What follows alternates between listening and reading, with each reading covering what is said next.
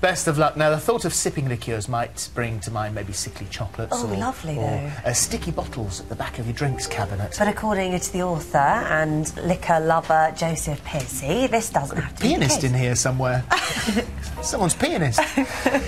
His new book, Slippery Tipples, takes a look at the history of some of the exotic and interesting liqueurs from spirits around the world, and more importantly, makes suggestions on how you drink them. Now, we were just saying then during the competition that anywhere, if I've been filming anywhere or been on a holiday anywhere and had the local tipple, that I've been shocked in a sometimes not a good way. I was filming in Turkey once and had something very local to Turkey and never quite recovered. Well, I think that's certainly true.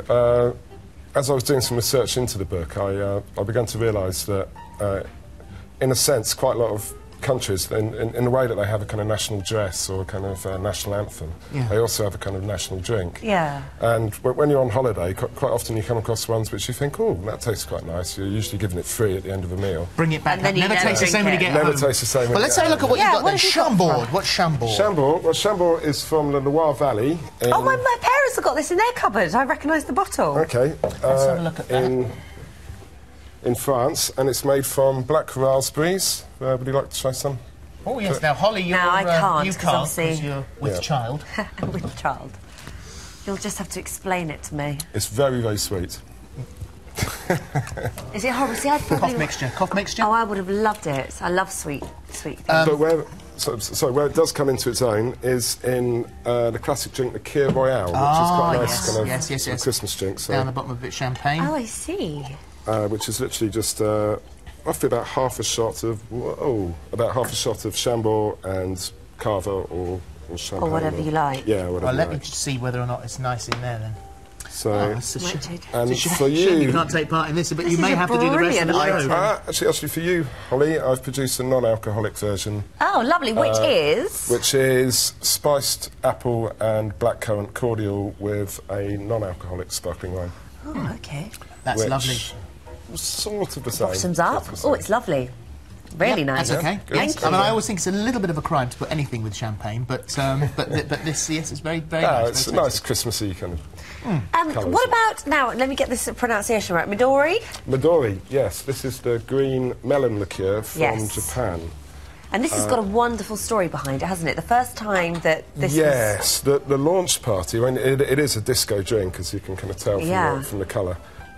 The launch party for the drink was in 1978 at Studio 54 for the wrap party for Saturday Night Fever. What a great story. And they featured the bottle, didn't they, in the movie? And they do, actually. In the closing credits, I think, you can see a billboard of it as he's strutting down. Wonderful. So what does it taste like? Does it smell of melons? Midori is a Japanese word for green, isn't it? It is, indeed, yes. And that, look, there you go, it is actually green. It does look a little like fairy liquid.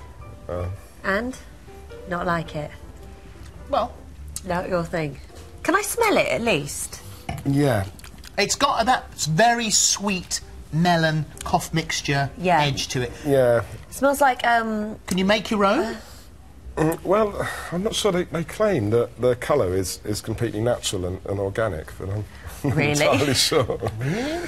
But what it's good for, actually, is a classic cocktail called the Traffic Light. Because it's quite a dense drink, quite syrupy, so you literally layer 3 drinks on top of each other. In the bottom here, I've got the Midori. Yeah. Here, I've got some Krushkovach, which I'm very fond of. Look at that one. If you'd like to try some of this. Krushkovach, what's this made out of? This is Dalmatian pears. From Dalmatian pears? Yeah, Dalmatia's an area of the former Yugoslavia. Where the dogs come from? Indeed, where the dogs come from, and where Dalmatian pears come from. And it's kind of mixed with honey and you quite like that, don't cognac. you? That's the best one so far. It is, yeah. It's lovely. That's got quite a kick to it, that one, isn't it? What's that? Well, what's that? 25% volume. Sozzled by the end of this. And what goes on the top? Just the Chambord? And on top, no, I've just drizzled some cherry vodka on top, just for flavoured cherry vodka. Oh, well, let's have a taste. Now, presumably you have to go down in one with this, don't you? No way. No chance.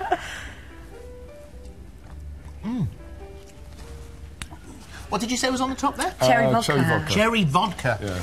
We haven't got a complicated show for the rest of the... because I'm going.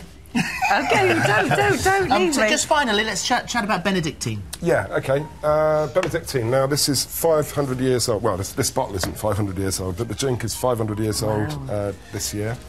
It was... would you like a sample? Yes, yes. The Burnley Miners Social Club is the world's hub of Benedictine drinking. Yeah. Wow. In Burnley? In Burnley, yeah. And they drink more bottles of this than anywhere else in the world per year. Because? Because in the First World War, a lot of the miners were drafted into the Lancashire regiments to help dig the trenches and particularly dig tunnels between the trenches and kind of under the front line. Yeah.